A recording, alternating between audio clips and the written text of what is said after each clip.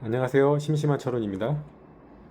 여러분께 질문 하나 드리려고요. S&P 500 ETF를 투자한다고 가정해 보겠습니다. A라는 분은 VOO를 직투해서 샀습니다.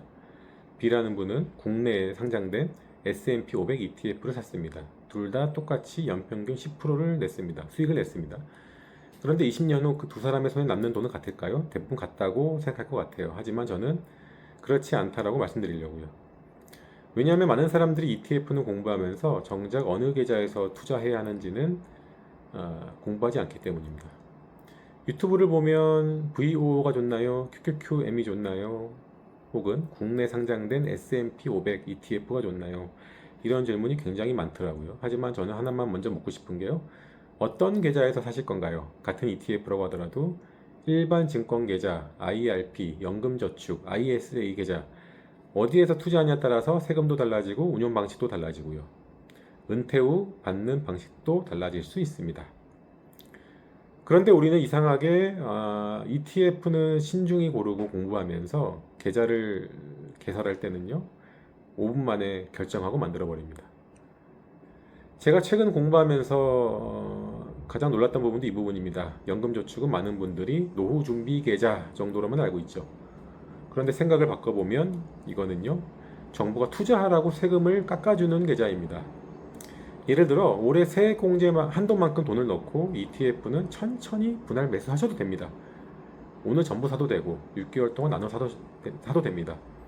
세액공제는 ETF를 산 날이 아니라 계좌에 돈을 넣은 시점에 결정되기 때문이죠. 이제 이런 것들을 조금 혼란스러워 하시는 분들이 있는 것 같아요.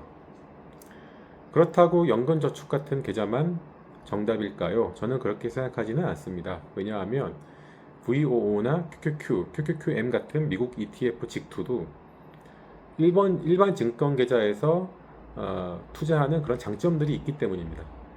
연금저축과 IRP는 세금 공제라는 그 세액 공제라는 장점이 있지만 운용 방식이나 인출에는 제약이 좀 있어요. 반대로 일반 증권 계좌는 자유롭게 작업할 수 있습니다. 그래서 중요한 것은 무조건 하나를 선택하는 것이 아니라 계좌마다 역할을 나눠주는 것이 중요한 것 같습니다. 여기서 많은 사람들이 또 놓치는 하나가 있죠. 바로 은퇴 이후라는 그 먼 시점의 얘기입니다. 먼 시점의 얘기이기 때문에 이런 결정을 좀 소홀하게 하는 것 같아요. 우리는 투자할 때 수익률만 계산하기가 쉬운데요. 조금 더 공부한 사람은 세금까지 계산합니다. 그런데 은퇴를 앞두면 건강보험료를 반드시 함께 생각하셔야 돼요. 직장을 다닐 때는 회사와 내가 건강보험료를 나눠서 냅니다. 하지만 은퇴하면 상황이 완전히 달라지죠. 제가 지역가입자가 될 수도 있고 배우자의 피부양자 자격 유지 여부도 영향을 받을 수 있습니다. 따라서 어떤 방식으로 소득을 받냐에 따라서 건강보험료에 영향을 줄 수가 있어요.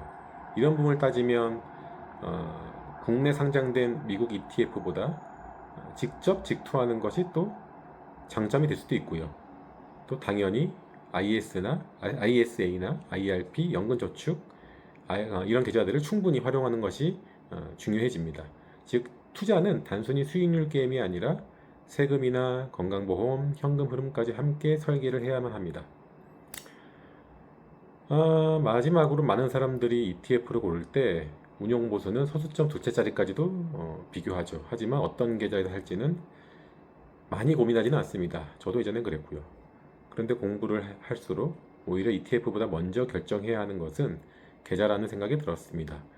ETF는 무엇을 살지 결정하는 거라면 계좌는 얼마를 남길지를 결정하는 것입니다. 오늘 영상을 보신 분들은 나중에 ETF를 살 때 이 질문을 하나만 더 해보셨으면 좋겠습니다. 나는 어떤 ETF를 살까?